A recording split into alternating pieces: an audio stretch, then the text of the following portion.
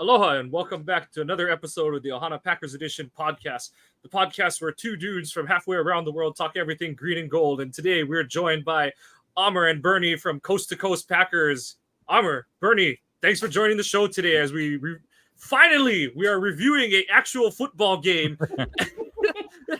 And as they say, the refs are on preseason too. We are OPE is as well because we have no freaking show notes because I finished watching the game right before hopping on this podcast. So no notes. We're going bare boned. Amr, Bernie, as we always do with all our guests, we throw you guys right into the middle of the fire. Thank you for joining us today, and we're gonna have some fun. Hell yeah, man. We can't wait, man. Looking forward to it. I think we've been ready for this for a while now, so I know I'm ready. Bernie, what you got? Oh, man, I'm ready, man. I did my show Big Cheese Sports as I always do every Sunday morning, and this was the first thing I talked about on the air was Packers Browns. So I'm ready. I got my notes up here now. So let's do this thing. To keep it with some sort of sophistication and organization, we will try to run this like we usually do for our regular season games. So we're going to start off with a quick overview, saying some notes between all of us. Then we go through offense, defense, special teams. I know it's a little bit clunky and funky with a preseason game just because, how many guys are we watching are actually going to make the final roster. But there was a lot of good. Honestly, not too much bad by my opinion, but I know that we'll definitely exchange notes over that as we go. But overview, Packers win 23-10 against the Cleveland Browns on the road to open up the 2024 preseason. Guys, initial thoughts, just quick and dirty off the cuff. What you guys got? Start with the guests. Man, I'll start right away, man. It was just like, how beautiful was it to see the touchdown that we got, the Love-Wicks connection? I think that's what everyone wanted to happen, and we got it. And then we probably won't see Love for the rest of the preseason, but it was a thing of beauty. Wicks didn't even break stride. It seemed like we didn't even break a sweat. I love it. I'm ready for the regular season. Man, I don't think I can piggyback off that anymore, man. When it comes down to it, seeing Jordan Love come out 2 for 2, throw a bomb, touchdown, get Wicks just kind of telling everybody exactly what he's about and all the hype he's been getting from Mina Kimes and Steve Smith and everybody else.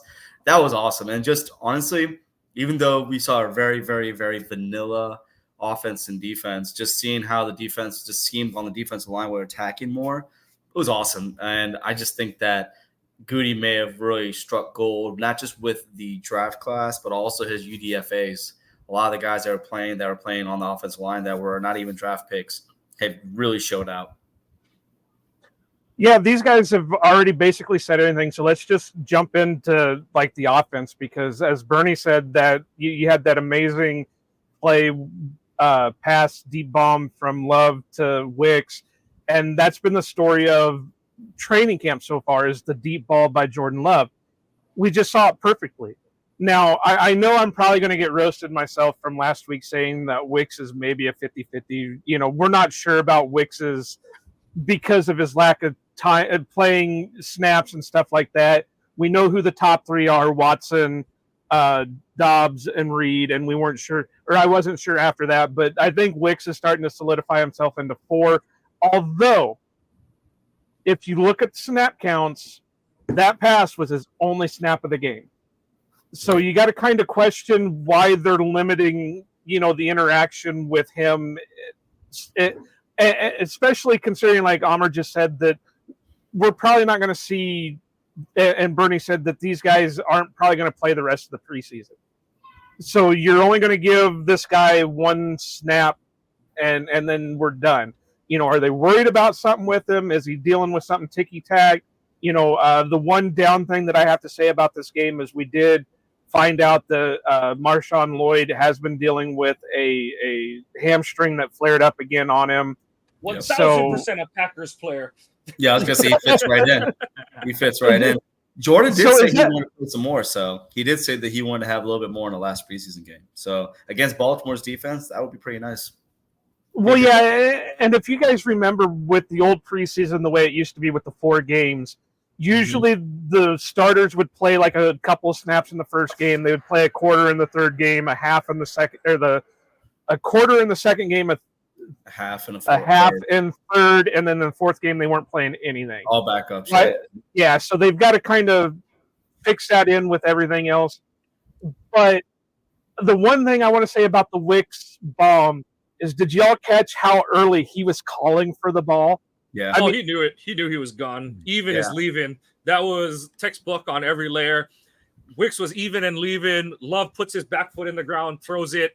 No, we Joe, you and I talked about it a lot last year. We thought there were too many chefs in the kitchen with his deep ball. You had LaFleur going into the hole, put air under it. And the thing is like Love was a good deep ball thrower in college. You know, a lot of his production was off deep shot plays out of Utah State's run and shoot style offense. And so it was kind of weird to see him struggle so much with it last year. And it was, we talked about it on last week's show. You saw the upturn toward the second half, last third of the season, really, where it kind of started to come back. And then it's really good to see him carry it forward in this first preseason game. Now, also to touch on that, LaFleur did say, he basically already said Love's not playing next week, but he said, I think like a handful of starters will play. So I'm not surprised. And on the Wicks point, I view it from the totally other side of it. I think that they have high expectations and a lot of shit that they're going to use him on. So, let him get out there, run a little bit. And then I just think that they're going to unveil him in a whole bunch of different ways. And there's no point in showing him doing anything out of the ordinary in the preseason. This is a simple slot fade that he scored on yesterday. And I mean, just love to see it. Like, pun intended. Well, all of it. I think my thing is I want, and it was kind of what I was leading in with the Marshawn Lloyd thing, is I wonder if there's like a hidden injury that we're not hearing about. Because I don't know about you guys, but I don't remember anybody saying about Lloyd having a hamstring issue until after the game, and they said that he's been dealing with this since the beginning of camp. So I'm wondering if it might be the same thing with what's that? He said it though. Like, I don't think he was letting him know, because he was saying that I've had a little hamstring this whole time. Yeah, he's been pushing through it. I think he was kind of keeping it to himself, and because he's had it before. So he said he didn't think he ever until it really caught up on him in the games. I think maybe he may not have been forthcoming with the medical staff when it came to what his injury was. And that could be too. Because think about that's understanding for Valentine. Valentine hasn't played since he pulled his hammy, right? And then I know Cooper had a hammy, then it turned out to be a groin. Same thing, they've been safe with him too. So I think like Marshawn had already missed time because of the hip.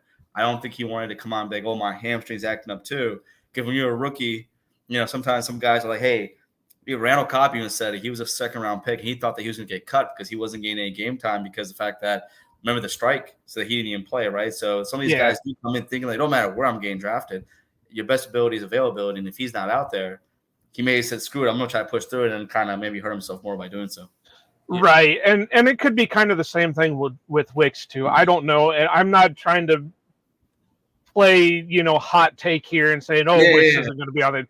It's kind of weird that he only played one snap, considering that there is this huge battle at the back end of the, from basically 4 down, there's this huge battle for positionship in the wide receiver group. So it's weird that he only got one snap while the other guys were getting, major snaps.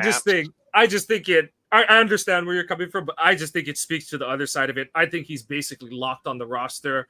And the reason that you saw DeBose, Heath, Melton, even to another extent, those 3 guys get a lion's share of the snaps the rest of the game is because they're just trying to figure out, 5 through 7, who is going to take those last few spots on this roster. I think especially with, we got to finally see the new kickoff rules enacted. We'll talk this more in the special team section, but I think the new kickoff rule, it really does lend itself to keeping more receivers on the roster.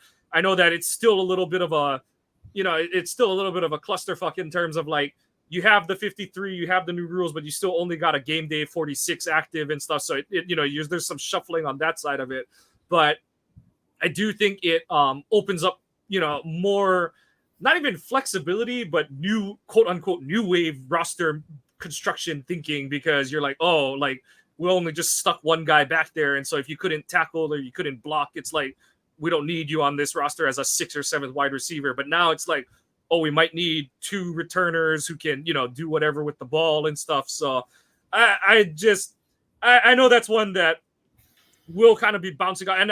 And I don't think you're wrong to think that way, Joe. I think that the way you're coming at it is very constructive, unlike some other people who we may go into in another segment who are just kind of like 6 snaps, he's getting cut. So I think you are trying to take a more judicious approach to thinking about it. But because we've seen weirder things happen.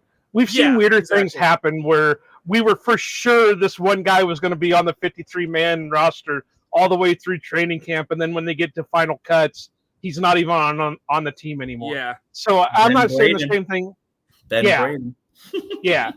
So it's one of those things that I'm not saying that's going to happen with Wicks. It's just I know there's 3 main guys that aren't going to get moved for anything unless it's like a major trade or they go out and have this, they do like Denver wide receivers tend to do and go out speeding 150 mile an hour down the road and take out, a house or whatever.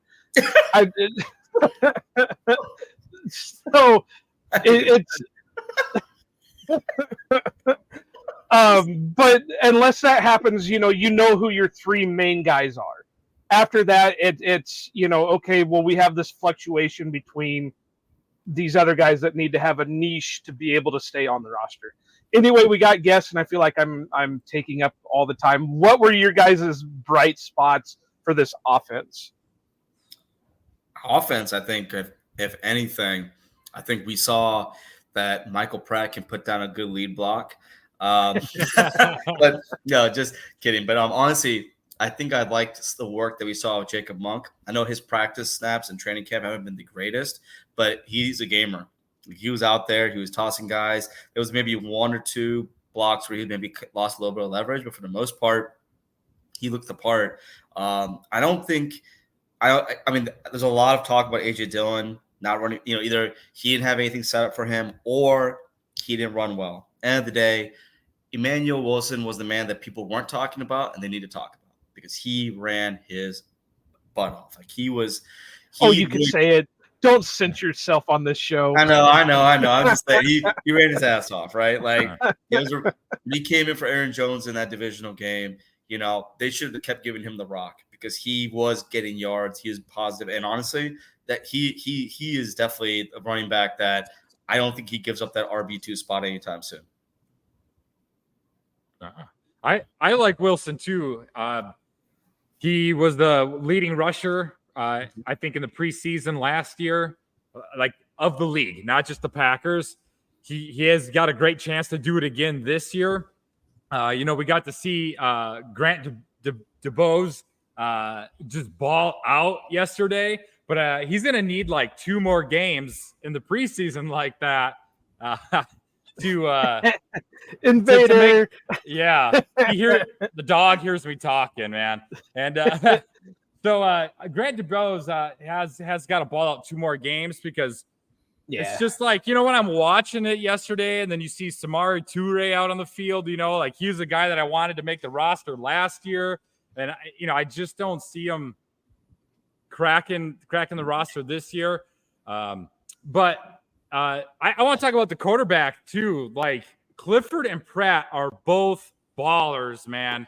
Yep. They both go out there to play. And now why I don't think either of them right now are in a place that like, if the worst case scenario happened where Love got knocked out for a big portion of the season, I don't know if these 2 guys are going to lead us to the playoffs, but they give you the vibe that they're going to go out there and they're going to play their asses off, and they're going to do everything they can to keep us afloat. But their performance yesterday, man, both of them just solid games. It's what you love to see. I thought Pratt would come in here and push Clifford out of the picture. But I think this QB2 battle is going to be the funnest thing to watch all preseason. Yeah, I thought Pratt looked a little bit cleaner than Clifford did, but they both, like you said, Bernie, had solid game time. But I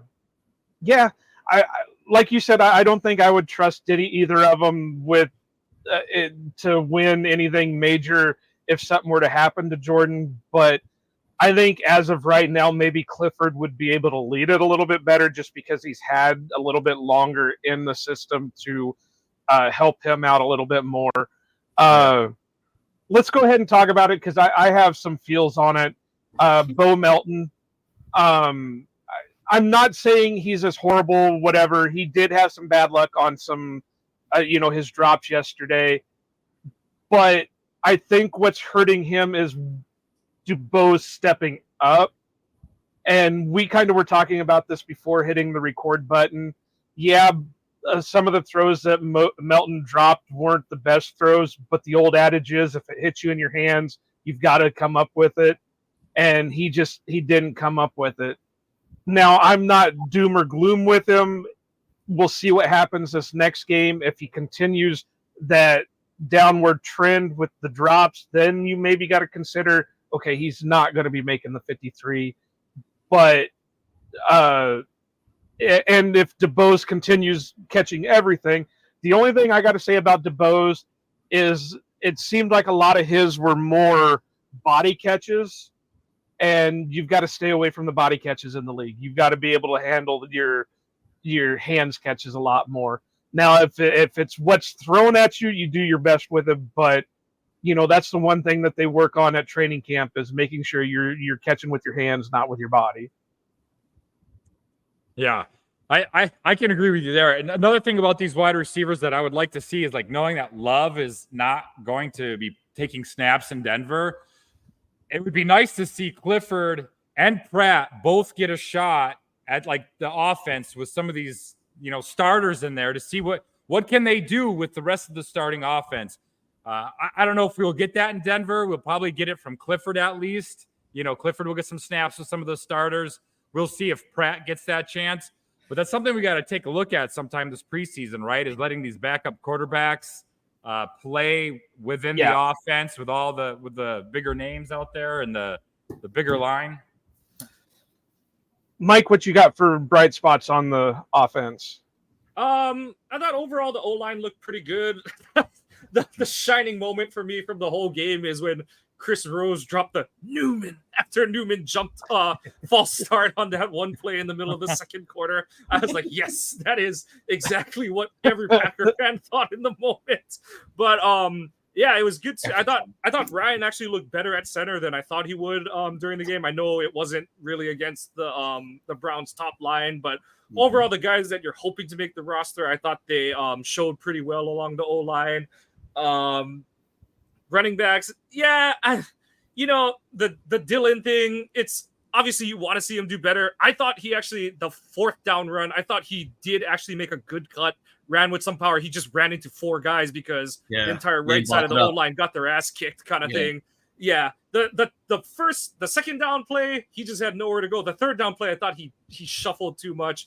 But, to each their own. He was playing against a more, like half starter, half second string kind of group, whereas Wilson was playing against second and third stringers. So you want to see, redistribution of snaps. Dillon probably doesn't play in Denver either. So, you get to see Wilson against more starter-y types kind of thing, depending on who Denver throws out there. But we saw the main thing for guys like Wilson is the good shit we saw from him last preseason. We saw it again, and he was better in other places too. And that's the kind of thing you like to see out of a guy who's in his second preseason with a team is like, okay, like he's still got what made us excited last preseason, but on top of that, he's added a couple elements to his game. Still want to see him use in the receiving game a little bit more, but otherwise, yeah, like not too much to complain about. He had some kind of spotty run blocking here and there, but that's kind of what happens when you keep shuffling your O-line around as you get deeper and deeper into these preseason games. But it did seem like our O-line and, Rose and I forget what the other Browns guy talked, the more color commentator guy, they kind of were lamenting that the Browns D-line didn't look as good as they hoped as it would. They're supposed to be a group with pretty solid depth there. And Green Bay, after a couple hiccups here and there, Green Bay's O-line did kind of push him around the yard a little bit on Saturday. So I thought that was really good to see too from the reserves. So, it's game one of the preseason. The main thing, and on offense, and we'll get into it on defense too, your main starters, they all played very well. Like the guys that you're expecting to play well on offense, it was, Jacobs runs for like 7 yards on his first right off the his bat. only run. Yep. Yeah. And that was on that was what? That was on Dillard and Ryan blocking off the right side, right? So, and I was like, yeah. okay, all right. Like yeah. Telford too. Telford I thought was awesome. I think for Telford looked better than I thought he would. Yeah. And I know that the Cleveland wasn't really rushing anyone of name on him, but still, like, it was good to see him acquit himself well. Yeah. So I completely agree. Yeah, his pass blocking sets were nice. He had a spin move that kind of messed him up a little bit, but for the most part, for an undrafted free agent being a second-year guy there, he looked good, man. I was like, out of all those big tackles that they've like kind of signed or drafted late, he looked the best out of them that got to play on Saturday. So that's always the kind of stuff that I find really promising to see. And like we kind of touched, I don't have much to say about the offensive coaching because it was a pretty, beans and, meat and potatoes kind of game where it's just like pretty standard, nothing exciting, but, guys making exciting plays out of the mundane and stuff. And you don't expect to see much game planning in a preseason game. So it was how you got explosive plays. You got it the way you want to see it in the preseason. It's the guys actually doing the heavy lifting, not like, oh, LaFleur drew up something that got someone wide ass open on a play. So good to see. That's the argument. That's the argument that the Jordan Love haters are making. Oh, well, LaFleur called a play that got Wicks. I'm like, dog, Wicks broke that dude's ankles right off the line. That's what that was. The dude pulled something too, because you could see he kind of pulled up going into the end zone. Yeah. So I was like, he cooked him. Like his pride. He pulled his pride. That's what kills me. Like, those gimme throws were ones that Jordan was missing in the beginning. Yes, and that's the whole point. People don't get, and then that's the exact point to make. Is that it's a live rep against not your own defense, who's seen you and you've seen them for a month at this point. This is a defense that you like I said, not much game planning for, but you did put, you did watch film, you did kind of put a very vanilla game plan together, and it's like, okay, we're gonna run a slot fade on this guy, Dontavion. We expect you to beat him. And Jordan, if he does and he's in single coverage, you're going to hit him. And they both did. That was Rodgers' bread and butter back in the day. He used to hit Lazard on that. He used to hit Adams on that. But it wouldn't be breaking in. It'd be breaking out when he would do the slot fade, right?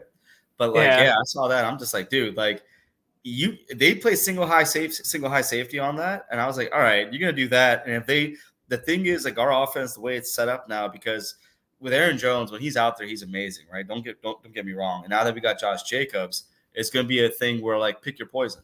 Like, are you going to stack the box? You do, and you got to put someone in the box. Guess what's going to happen? You're going to have someone like Christian Watson, Dobbs, Wicks, Reed. Someone's going to get open, right? Or you're trying to have Musgrave or Kraft. And then if you decide to play shell, you try to play, too high, then guess what's going to happen? You're going to have Jacobs, Wilson, and hopefully Lloyd or Dylan running down your throat. I don't know, man. It's going to be – the sky's the limit right now.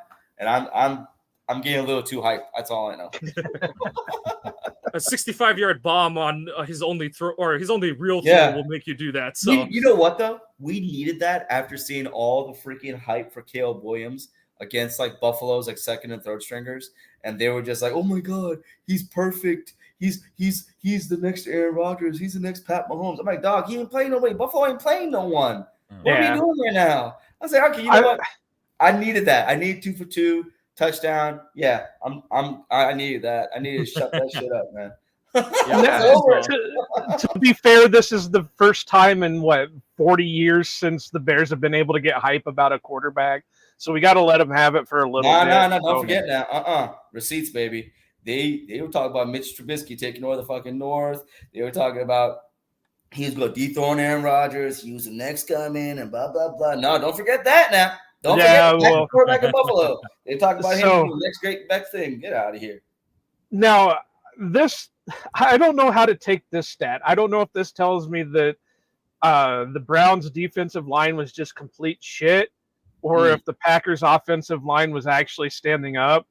And Mike, you might have to correct me if I'm wrong since you're my stats guy, but I think I read something that said Newman and Dillard didn't give up any pressures in I heard like 22 snaps or whatever. Yep. Dillard, I'll believe. Newman had somewhere, it's all subjective on how people write up what a pressure is and stuff. There was still a couple plays. One of them was definitely the one where what's it called? Clifford had to break the pocket to his left, and he threw that throw to DeBose on the sideline where DeBose was diving out of bounds to catch it. Part of that is because Newman did his usual shit and got bull rushed right back into Clifford's lap. So, I mean, like I said, by certain pressure rules, he is between the rusher and the quarterback. So they technically can say it wasn't a pressure, but I'm sorry, like anyone who's played quarterback in a high school JV pickup game, on the beach, and someone gets dropped in your lap, it's like, shit, I'm breaking this pocket. Like I'm not staying back here anymore. So yeah, pressures is one of those that it's like it can be subjective. I thought Dillard had a solid game. He had a couple plays where he kind of got a little shook because there was like a double move, but overall I thought he played solid on the edge. Newman was Newman. Still kind of doesn't know where to look when there's a stunt and stuff. Yeah, so yeah, it's whatever. That's why, but he won't be gone because as a rookie, he had over 1,000 snaps, and I think he has photos of the floor, man. He has photos. I think the renegotiation makes it easier to cut him this year because I agree with that. It's two ways because it makes him easier to cut and it makes him easier to trade. So either way, I think his days are numbered, and you're looking at like a kind of like a Van Lanen trade, kind of thing. Yeah. And then you got to think with all the offensive line help that they pulled out of the draft that shows that they're not trusting Newman anymore. You don't pull Monk to be your interior guy. You don't draft Jordan Morgan to be, whatever he's going to be. You don't draft Glover to, keep hyping up Tenuta and stuff like that. So and Caleb Jones, a lot of guys, and then Donovan Jennings, that kid, the Donovan Jennings dude, is the UDFA who was like one of Dan Brugler's like top guards coming out, like. Who didn't get drafted? Was he a Michigan, right? Was he Michigan or was he? No, he's like one of the smaller Florida schools. One of the smaller schools, right? Yeah, but they say he's absolutely amazing. Right now he's banged up. He's injured right now, but he's a guy. Yeah, that one surprised me. I didn't remember hearing he got hurt because I think he came in with something. I think he came in with like a shoulder or something like that. So okay, but yeah, we'll put a bow on the offense. Like I said, it's preseason. It's the first preseason game. It's a singular data point, so nothing to really trend off of. Just what is it we've always got to say? That remember the year the Lions went 0-16, they were 4-0 in the preseason. That's why I'm waiting for the Bears. I want the Bears to go undefeated in the preseason. Like, yeah, y'all saying up now. Y'all seeing yourselves up now. Hey, did you see that? And it was like Rodgers' second preseason in like his first first preseason game of his second preseason. It was against the Browns. Yep. And on the third play, he threw like a 65-yard touchdown pass. It was like it was like deja vu. Yep. That's crazy. That was the 2010 season. I think it was the 2010 season. Yeah, where he did that. And so it's like this whole like that was the one driver got dropped into the stands because no one was there to catch him. Yeah, it's like every 14 years, right? It's a whole every 14 years thing. So definitely think like it is a possibility, man. Man, team's young. They already went through the heartbreak like we did against Arizona in 2009. So hey, I am ready for it. I am ready. And then look, New DC came in around that time too. I mean, he came in 2009. Capers came in 2009, right? But so hell, sign me up, baby. I'm down. I'm good. Let's go.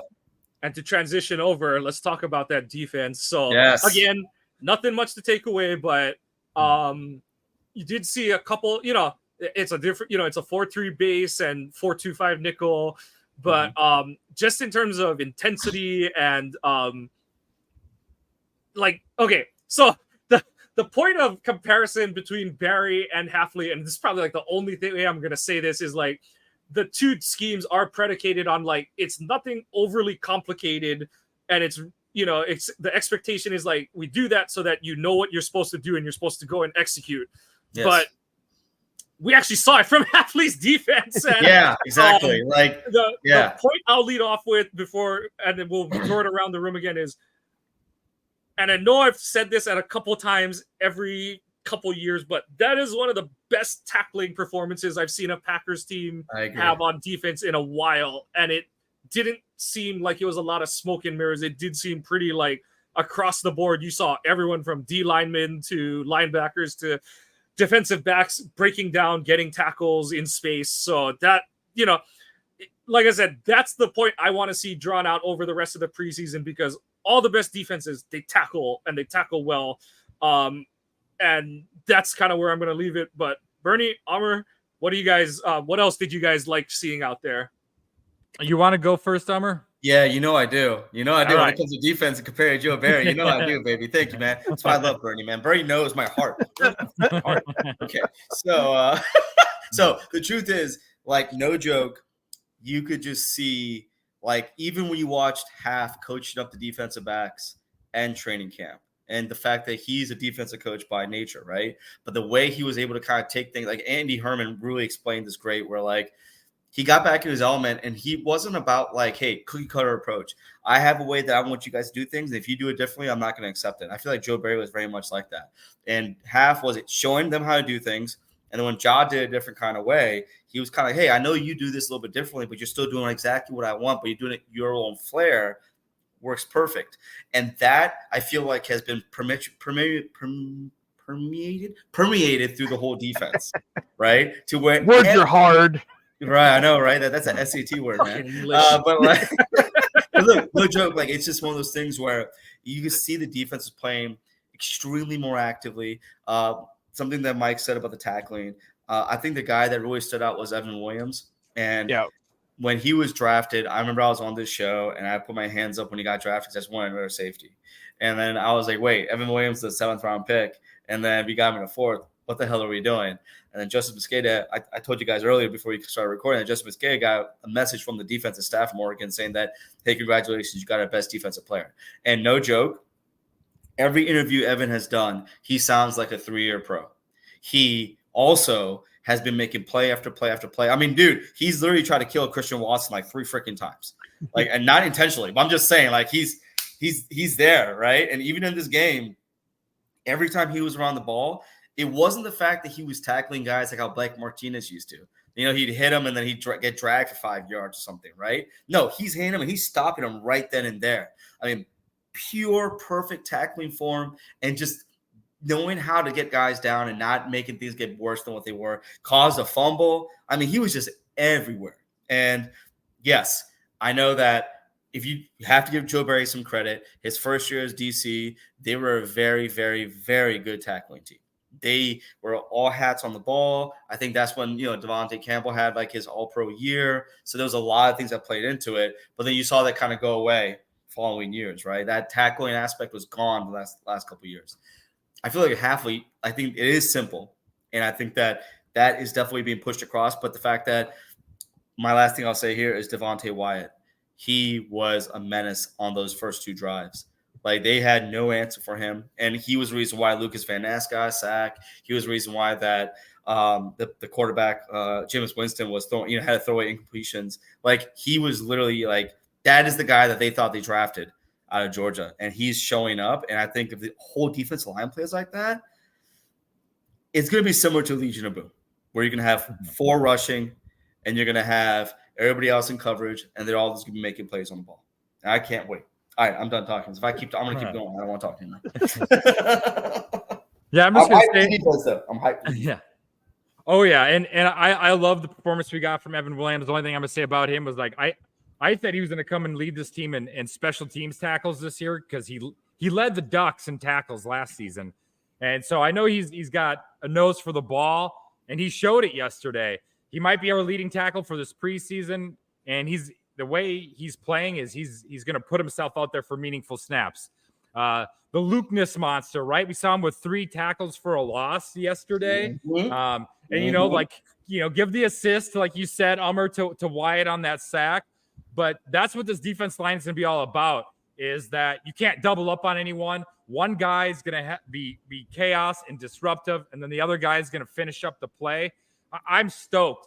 Van Ness is a much better player with his hand in the dirt. We saw that in Iowa, right? Like, he doesn't need to be in a 2-man stance. He's he's a monster. Put his hand in the dirt, unleash the beast. And we're going to see that with Van Ness this season. As for the linebackers, I feel like the inside linebacker, that's where we got to really nail down. We're going to need more from Cooper throughout this time. McDuffie might be a guy that plays a lot of snaps early in the season as Cooper catches up, because McDuffie already knows the Halfley system, being a Boston College guy. And I'm excited for this defense. Like we saw great tackling yesterday, like that's been said. And I'm excited to see anything that's not Joe Barry, honestly. That's just kind of where I am at with this defense. It's got me excited, right? I got to stay composed, though, right? Because we saw Winston yesterday. There was no Amari Cooper, no Jerry Jeudy out there yesterday either, right?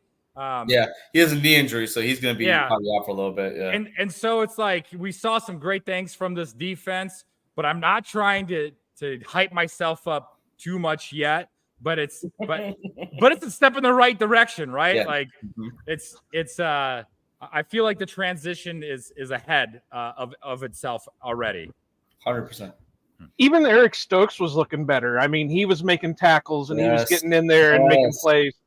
The one, and I'm always the Debbie Downer of the group. I got to be the Debbie Downer of the group. Keyshawn was looking a little rough, though. Yeah, 100% agree. He was making plays, but it seemed after the catch had already been made or whatever.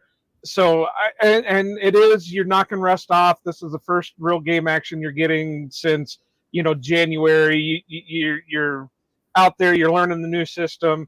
But for as much hype as Halfley and all them were putting on Keyshawn going into this preseason game, we're excited for him. That's why we brought him back. This is what we were going to do with him. He was looking a little bit rough.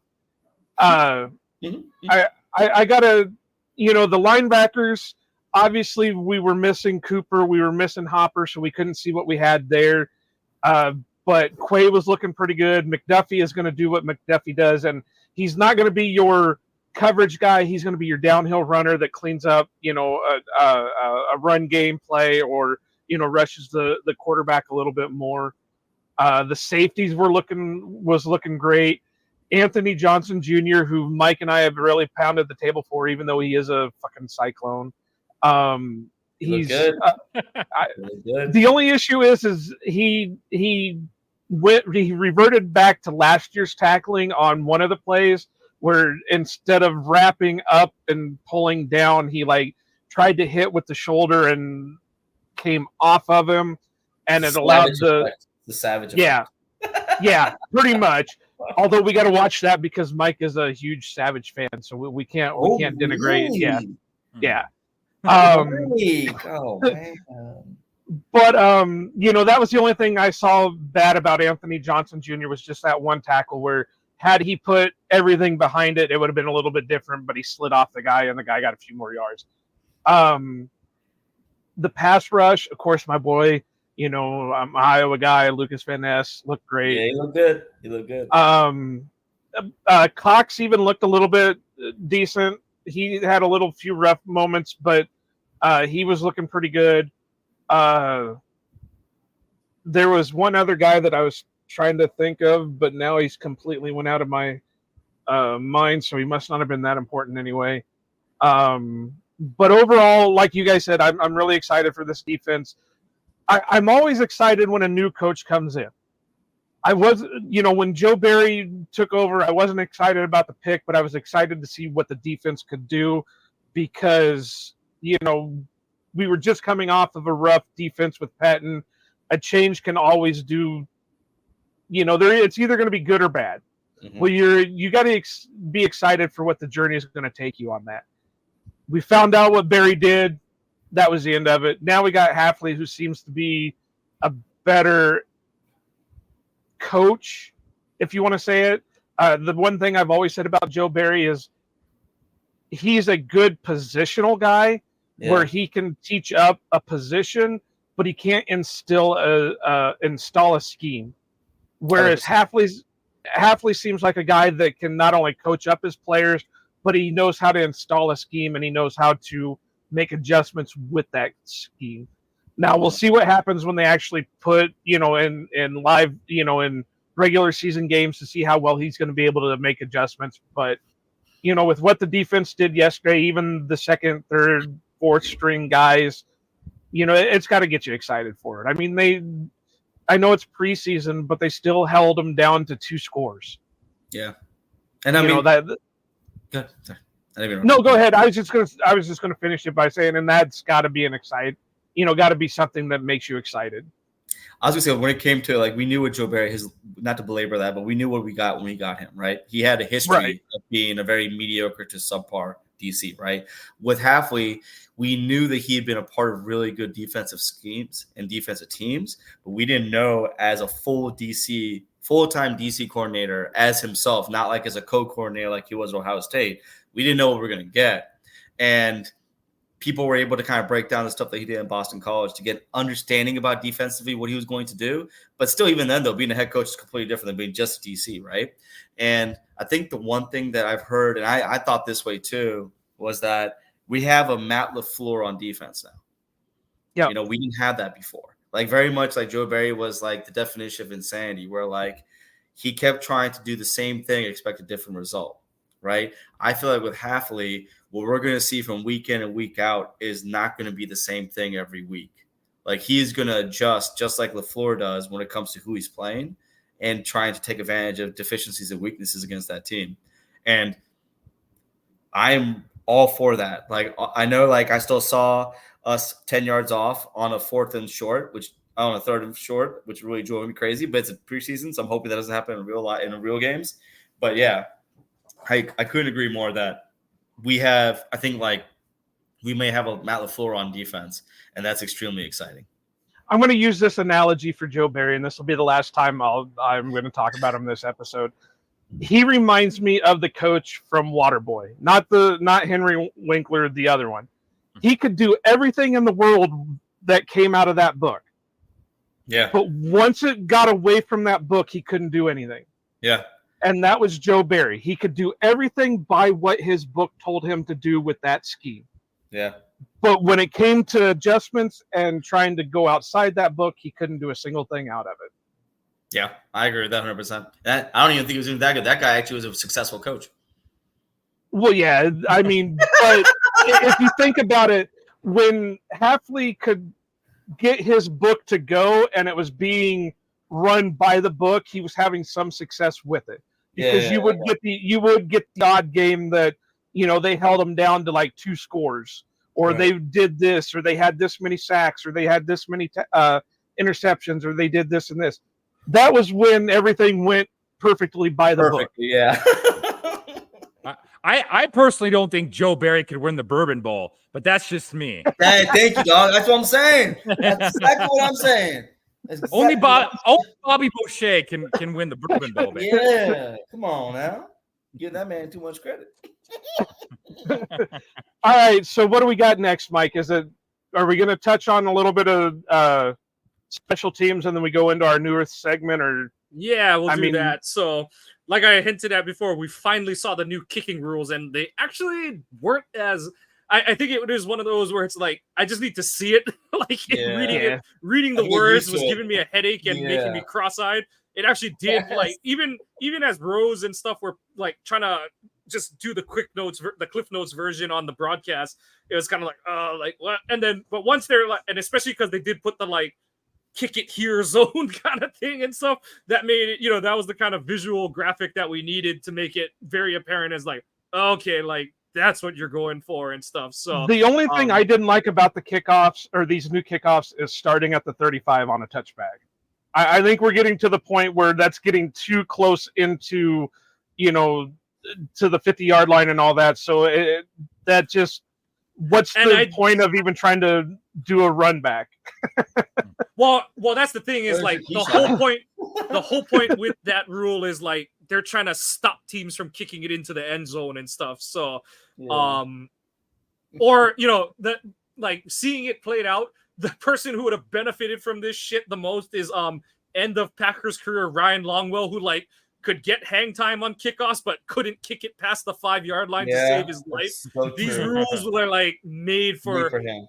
God. early 2000s Ryan Longwell to a T. So, yeah, like I liked it. I ended up liking it. Like I said, just trying to read through the rules and like reading through the like other players do not move until the ball is caught and all that crap. It was like, how is that gonna look? But it actually didn't look as stupid as, you know, it kind of played out. Right. The way I kind of liken it to is it played out like a penalty kick in soccer kind of thing, where Yeah. it's like, yeah, and I liked it. I'm sure there'll be something where I'm like, oh, this is stupid, but overall, I did like how the action played out on it. I think it does. Ironically, I think it does kind of solve a lot of the safety issues that you had from the old kickoff rules, where you had guys running from 30 yards apart and they're just spearing the living shit out of each other. You know, they tried to like rule out the two-man wedge and all that kind of stuff. Yeah, and all all the stuff that we grew up when we played when we were holding hands at like the 10-yard line, and it's like creating, you know, the inverted V as we try to return a kickoff. So, well, you guys had Ryan Grant on recently, and he was even talking about some of that stuff where, you know, had they been doing the same things in practice now back when he played, he'd still be playing for, you know, who knows how long. Instead of the 6 years that he had, he'd still be playing, you know, 10 years down the line because they're protecting him a little bit more in practice. Yeah. And then otherwise in the kicking game, it was nice to see Anders make everything, nice to see Joseph make everything. Good to see Anders have to kick like a walk-off kick to end the first half and stuff. But otherwise, and it was good to see Orzik make good long snaps. He needs to fucking keep doing that, because I'm sick and tired of seeing Dan Whelan have to become a freaking ballerina and contortionist to catch every long snap and put the fucking ball down. So whoever wins it, you know, whether it's Orzik or Bowden, Peter Bowden. Bowden, man. Yeah, Bowden. That's my boy. You got that right off the tongue, dog. That's my Badger boy. That's my Badger boy. Whichever one, whoever's gonna put it right here where Whelan's got his hands, that's all I give a shit about. Like, just do that, keep doing that. So yeah, but the rest of you, any thoughts on the special teams? I feel like overall nothing too much to speak of otherwise. My only thought is like Joseph and Carlson did what we asked them to do, right? Carlson banged a 46-yarder in, right? That's that area, right? That's that range where he was struggling, that 40 to 49 yard range. Yeah. So barely, that felt good. Barely banged it in though. Yeah. That bitch was going left, and I was like, that. It was like that, dog. I'm okay with that one, because talking to kickers, that is what you're supposed to do. You're supposed to kick it at that opposite upright, because especially if you're right-footed from the left side, it's kind of like when you throw a ball, when you throw a deep ball, the ball is going to fade a certain way kind of thing. Yeah. So you have a certain draw with how you kick, you know, that soccer style kick. Yeah, I didn't know that, so that makes sense. That's pretty cool. Yeah. And it is like, okay, and then you get into the like fucking calculus of it, where it's like, oh, but if it's windy and, you know, depending on which stadium you're in, the wind circles higher, the wind gradients are higher at different, you know, parts of the stadium and shit like that. So, but yeah, I don't, and you know, NFL, and that's what I tell everyone is, everyone's like, oh, like just kick it. I'm like, if you've never stood on a football field and just, you know, it looks fucking far from the old PAT spot. You know, it's like the ball snapped from the 2-yard line and you're kicking it from the 10. And I'm like, when you're down there and you're looking at that thing, especially if you've ever held for a PAT or a field goal kicker, so you're on your knee already, you're like, oh, fuck, that's far away. Like that thing's far. So yeah, it's one of, I thought they were both fine. Joseph did definitely kick it, you know, a little more center mass if you want to go. That's the funny part about Twitter is, oh, well, Carlson just barely made him in, and Joseph's kicking him right down the middle. So that means Joseph's got to be the better kicker out of the two, right? Well, if that's the only thing you've got to complain about the kickers yesterday, then I think we're kind of lucky right now. Yeah. I've been on a campaign to get rid of fucking Carlson since the moment we drafted him. And I want to bring back Mason Crosby because I'm just that guy. Okay, I'm just saying.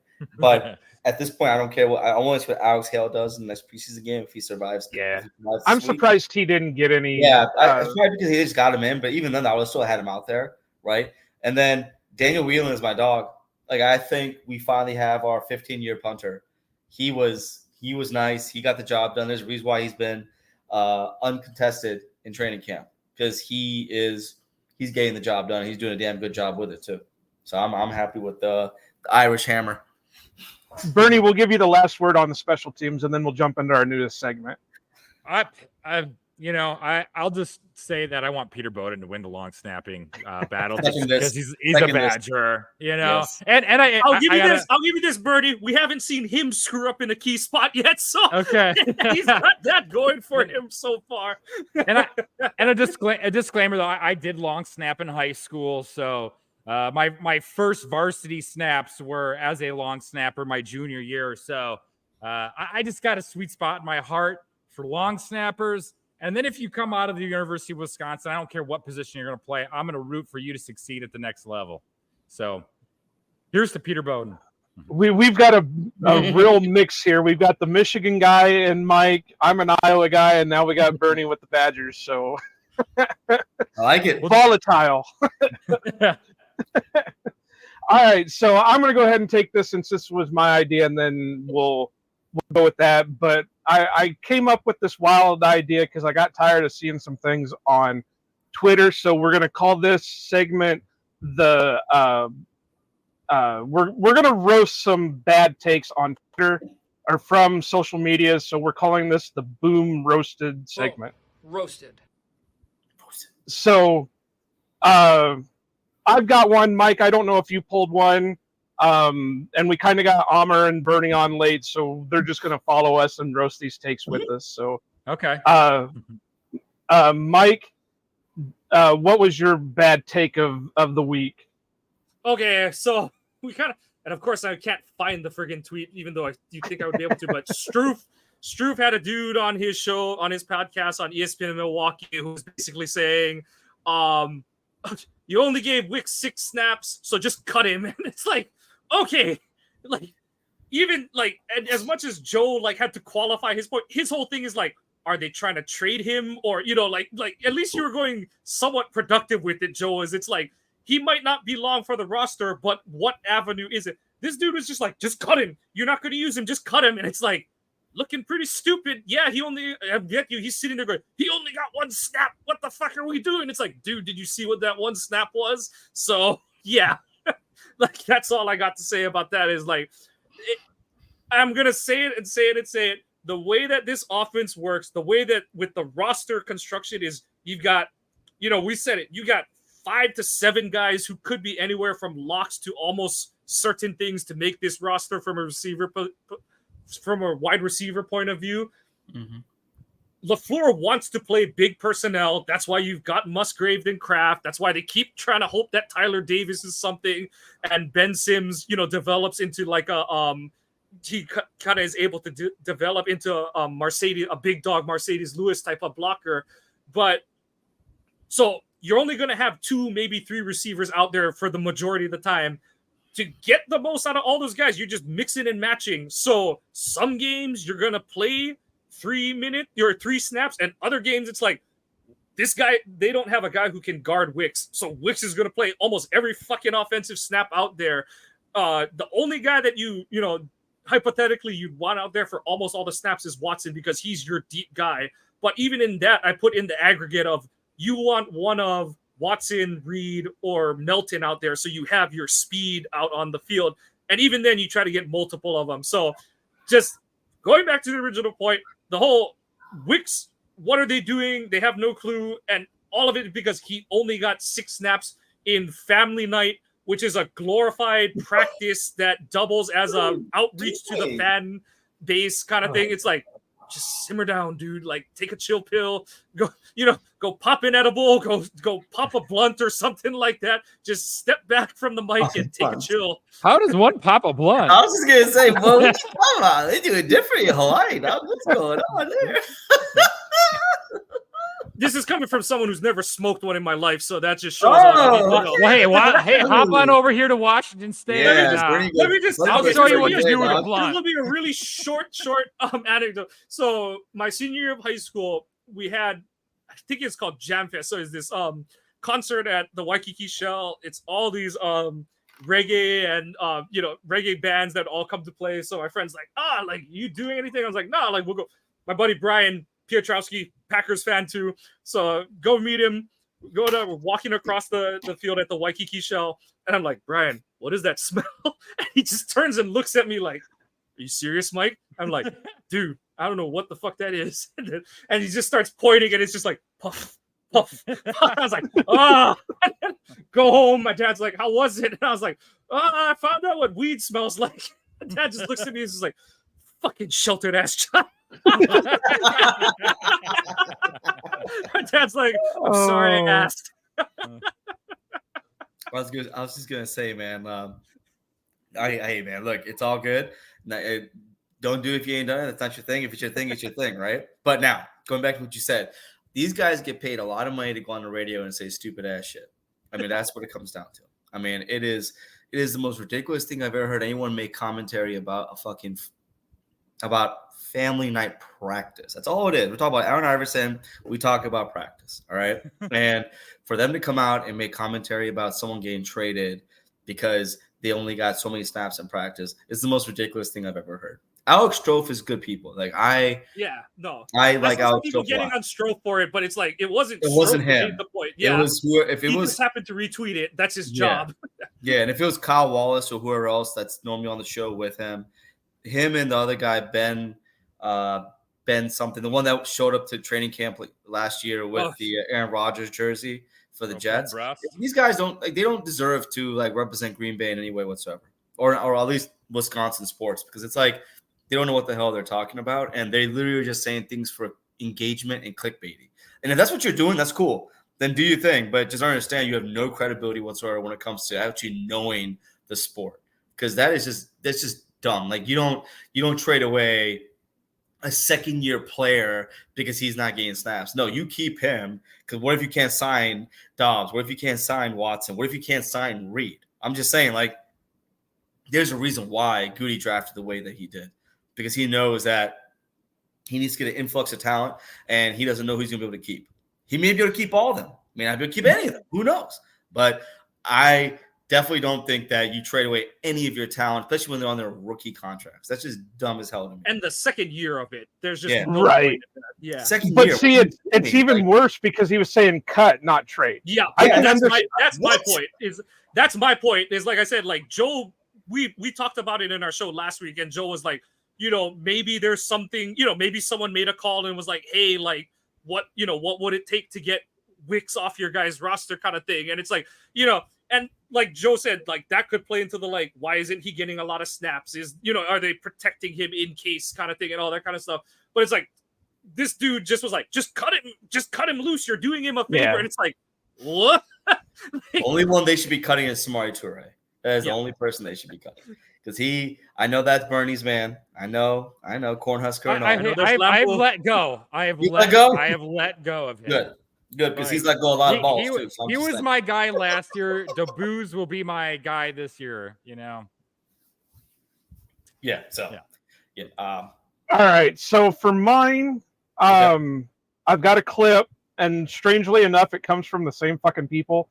So I'm gonna play the clip, and then we're gonna go off on it real quick. Oh, come on, man. He left practice with a bruise? Come on, man.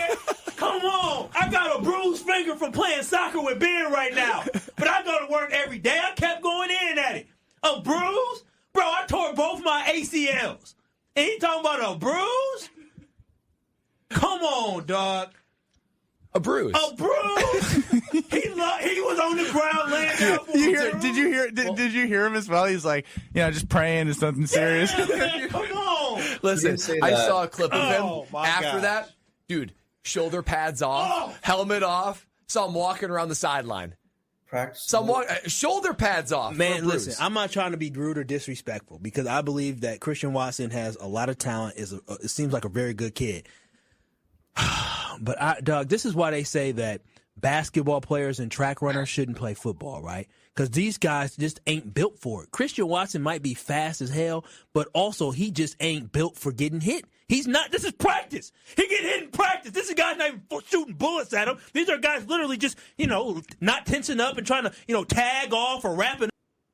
All right, the clip goes on longer, but we're going to cut this a little bit short because some of us got to go. But that's just a horrible take. I had to look it up because I had no idea who this guy is, but it's that Kyle Wallace. Yep. And that's ridiculous. First off, you don't know what the injury is until after the fact. You know, we didn't find out until after the fact that it was an actual bruise. You know, for all he was thinking, he got hit so hard that, you know, he cracked a hip or he broke his leg or whatever. He didn't find out later until later it was a bruise. Second off, Amr said it in the middle of it. It was the end of practice. That's why he had his pads off. That's why they were doing this. That's why the practice was over. Third, he's had his injury problems before. We all know the history of it. They hopefully got a plan to get it worked out because they've started figuring out some of the things on it. It's not the same injury that he had dealt with before. He's had hamstring problems. This was a hit that he took from, I can't remember who the defensive back was. It was Williams again. Was it? Yeah. And he said he didn't know if it was right. And he said he didn't know if it was the helmet that hit him, if the knee came up and hit him, if the cleat came up and hit him. You don't know. To kind of go back to it, this motherfucker kept saying, "Oh, well, I got a bruise on my finger and I continued playing, or I tore both my ACLs." All right, motherfucker. When I was in high school, I tore my ACL in practice. Didn't know it was a torn ACL. I went through the whole fucking season without an ACL because I didn't know it was an ACL injury. It wasn't until after the fact when I finally went to a doctor that we found out that it was an ACL, a complete ACL tear. It's the same thing here with Christian Watson. He didn't know until after the fact how bad it was. And it turned out it wasn't as bad as what it felt like. And that's the thing with the NFL players. These guys put their bodies on the line all the time. When they get hurt, they're trained to stay down and not try to do anything with it in case it's worse than what it is. And you could make it worse by standing up, 100%. Right. So Kyle Wallace, I was going to say Kyle Lewis. It's not Lewis, it's Wallace. I know you don't listen to this show. You're fucking ESPN Wisconsin. You're another one of those that thinks you're better than all the other small people, but shut the fuck up. Seriously. all that segment told me is like he has never been Charlie Horse bad once in his life. Ever. Another short anecdote. ACL, running down the street or some shit, talking shit. Another short anecdote. So we used to have film session when I played in high school. And so it was during our 2-a-day week. So we'd have the morning practice. They would film the practice, go in, do film and stuff. So I took a helmet in the ass cheek. It was the most excruciating thing I had felt in a long time. And I thought no one knew because I kind of came off it. I was just like telling my coach, Coach, I can't even walk right now. This thing hurts so fucking bad. And so then we're in film session and the play is coming towards the camera. And so play goes. I didn't know the running back got tackled behind me kind of thing. And so we're rolling through it. And then they stop it. And so they're like, "Oh, we're going to go into the next play." And as the coach is like rolling it to go to the next play, he's like, "Oh, wait, hold on. What happened to Kawano over here? Mike, you shit yourself." I was like, "No, it was a helmet. It was a helmet in my ass." He's like, "Dude, you just look like you got off a motorcycle after a marathon, a cross-country marathon." I was like, "That's what it felt like, coach." And like, back to Christian. Okay, hang on just a minute. Bernie's got to take off. So, Bernie, thanks for stopping by. Appreciate it all. We'll make sure to drop all your socials in that at the end when we're all done. Absolutely. And thanks for having me on, guys. We gotta we'll have you come on Coast to Coast Packers here soon. We got a great season coming up, and Umar will let you know we got a fun show coming up tomorrow. But I gotta go feed the baby. It actually goes right into this. Perfect. Yeah. All right, peace, man. I see you, man. Later. But like the point that Joe was kind of going to is like Watson. He's dealt with injuries his whole, the 2 years he's been in the NFL. He spent all of last year getting shelled, dealt with hamstring issues all season. And it's like he spent all offseason trying to figure out what the hell his hamstring problems was. Thinks he's like got it all figured out and under control. And shit, dude, if I got Charlie Horse so hard that I thought I broke my hip I would be in tears on the ground too. And the thing the Celtics fan in me is like, it's like Paul Pierce going off on the wheelchair in the 08 finals. It's like everyone gives him shit about it, but it's like the dude thought he blew his knee out in the NBA finals, and it's like crap. And it's like, it's not exactly tick for tack, but I'm sure it was something similar for Watson, where it's like, oh fuck, like now what? Like what happened now, kind of thing. And then like Amar said, like you said, Joe, like it was literally the last play of practice, and we've all done it where we've got to, we walk down the hallway and we twist our ankle on like a dead spot on the floor, and you're like, oh shit, and then you like walk it off 5 minutes there, you're like, you kind of do that, like, okay, good. I'm not that hopelessly old and unathletic at this point, kind of thing and stuff. But it's like, yeah, you're gonna be like, like Christian at his locker, like, oh yeah, good. It was just a bruise, kind of thing. And it's like, they're like, oh, he's laughing about it. It's like, fuck, like that's nervous laughing. So of course he's like happy that he was wrong about what it was and stuff. Well, and then for them to sit there and bust his balls for, oh well, he said he was praying. Again, he didn't know what was going on at the time. Exactly. That's all he did was he felt pain. Yeah, and I just think like to see that video of Kyle Wallace like standing up and being so robust and energetic and so freaking like on his soapbox about Christian Watson. Christian Watson's a 6'4", 6'5", 215 wide receiver. He's built like a freaking shit brick house. He's diesel shit. He's not no soft ass dude. All right. Every single injury that he has dealt with has been normally a lower extremity injury, and he did have some issues going on with his legs coming out of college. There's nothing new there. Okay. It's funny. We're having his dad on our show tomorrow. So I know his dad is going to have an amazing time with that clip, right? Because his family does not waste any time to defend their boy. We'll make sure we clip this for you so you can play it for him. Please, so you can hear please. me fucking go off on him. Christian's dad's amazing. I always say, like, I would love to have family to bat for me like they do for him. It's amazing. No shit. And it's true, though. Like, at the end of the day, like, you're over here talking about you have 2 torn ACLs. First off, you were an NFL football player. So I don't know what you did or what you didn't do, but don't ever compare yourself to a guy that made it to the NFL and who's literally probably the number 1 receiver in Green Bay right now. You're not on that level. So that's the first thing we're going to say. Second thing is that we all said it. It was at the end of practice. That's the reason why everything came off. And truth be told, nobody knows what the hell happened until they knew what happened. If it was a serious injury, his ass would have not had an interview. They wouldn't have interviewed him. They wouldn't have been allowed to interview if he had a bad injury. That's the truth of the matter. And I just think that Watson does have a bad rap of being injury prone. The truth is like there's NFL players that have – Aaron Rodgers ended the first 3 seasons of his career on injury reserve. So let's not like, come here. And then in the first few years of his starting, he ended up on the injured list for a while. Yes, exactly. He had the shoulder injury. He had the knee injury. He had a torn concussions. I mean, come on, man. What are we doing here? Like, I'm just saying, like, that is not a precursor to say someone's going to be a certain kind of player and to make these kind of commentary things about him. Because the truth is, Christian Watson is a beast. And here we go. We're talking about practice. Even in his interview, he said that if he had to play the next day, he would have probably played. Yeah. And right. I just think that it's always funny, these guys that sit in radio booths. Like people like Chewy, like Mark Tremora, he says some crazy shit. But at the end of the day, though, he played the game. He played the game. And I was just looking Bulaga said something too. Bulaga did say something too. And I didn't agree with it either. He kind of like he made a comment where his actually Watson's brother called him out. And he was like, dude, like you broke an unwritten rule that you don't call out players when these situations, especially when you've played before. You know what I'm saying? Yeah. Like that, completely unnecessary. And then I think Bulaga should be careful too. I mean, Bulaga was a beast. Don't get me wrong. He was one of my favorite tackles ever. But on the same end too, though, he had an injury. He had a little bit of an injury issue too his whole career. It was like the only thing that I'm seeing that he said, and I could be completely wrong, is just quote, "I'm a little nervous first mindset going into the season. When you play cautious, you end up getting hurt," unquote.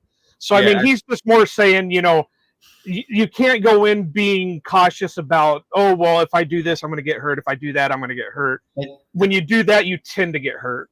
And the thing in Watson's defense is he didn't say that. We can you can argue that he needs to play to his height and all that kind of shit on jump balls, but we've never seen the guy let up on a play and kind of alligator arm something. So I'm not. That's the part of it that. Like, and I know that's something that Trey got into it with a lot of people on last year, but until he starts to like, just start make, business decisions kind of thing, I don't really care. Like, it's the wish I would, wish I won't kind of stuff that, of course I wish he could be Superman on every play, but I've never seen him hot dog a play and like just miss it kind of thing, because it's like, oh yeah, he looks scared to be out there kind of thing. Exactly. And that's why I said, and I don't even know what this Kyle Wallace does. Is he just I don't know, man. I'll look him up real quick, dude. Like, I don't even, what did he do? Is he just a broadcaster, or did he actually play sports or something like that? Because the way it sounds, he sounds like a guy that maybe played a little bit in high school or something and is trying to compare apples to oranges with NFL play and high school play. I don't know. I really don't. I don't know anything about him. I agree with somebody else I talked to that 1250 has really went downhill, or not 1250. ESPN Milwaukee has went really downhill after 1250 went out. And now they're trying to be a Skip Bayless or a Colin Cowherd, or, one of those guys that just want to shoot out hot takes because it's going to give them clicks and views. Because, I mean, look, we just spent almost 20 minutes talking about this fucking clip.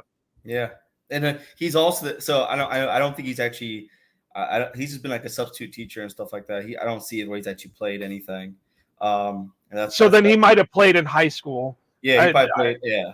But he's just, let's see, Kyle Wallace football. Let's look at this real quick. Kyle Wallace, defensive back. No, different guy.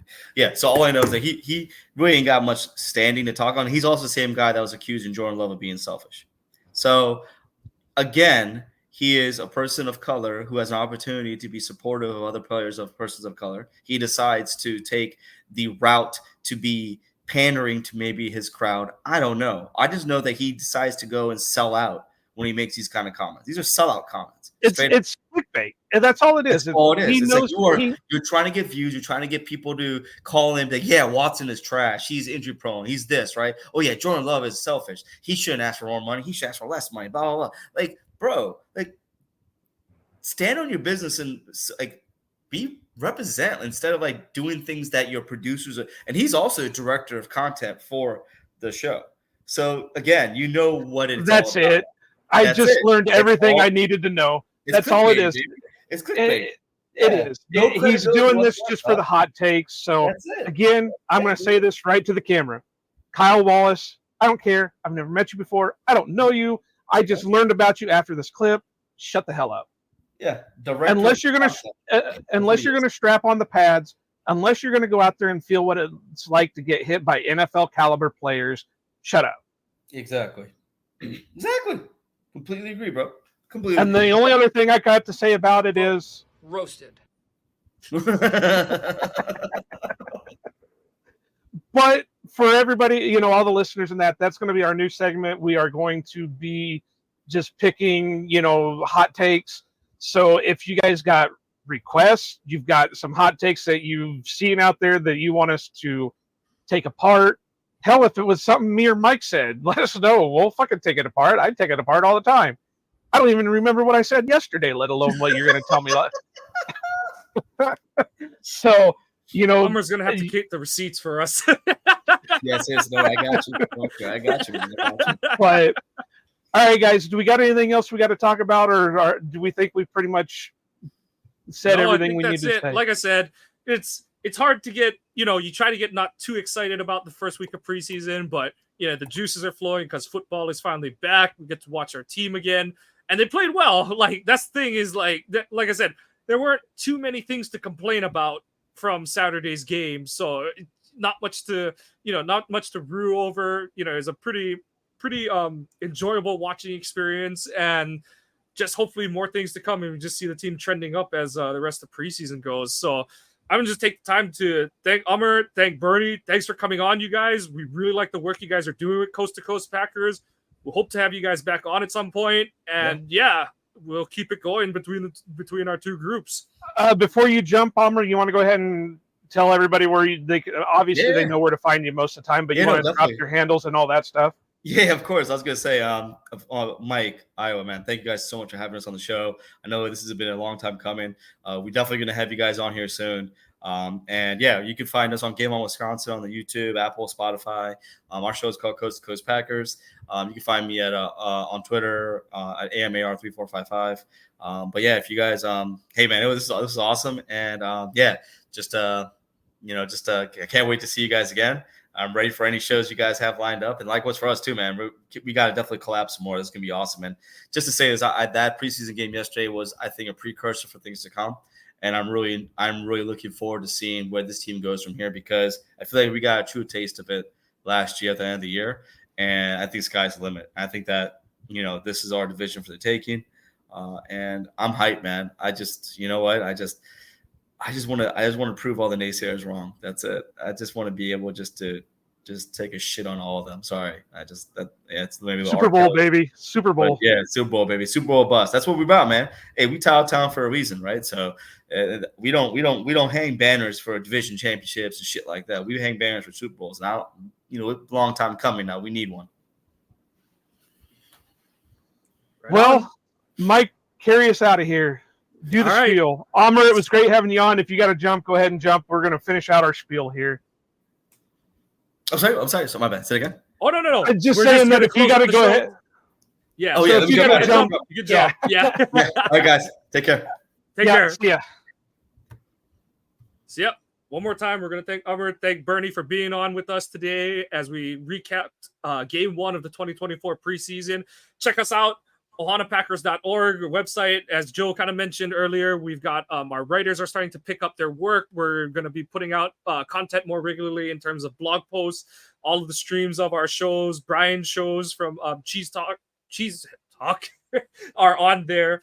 Follow and like the pod on your favorite podcasting apps. Give us a like and a subscribe if you're enjoying what you're hearing.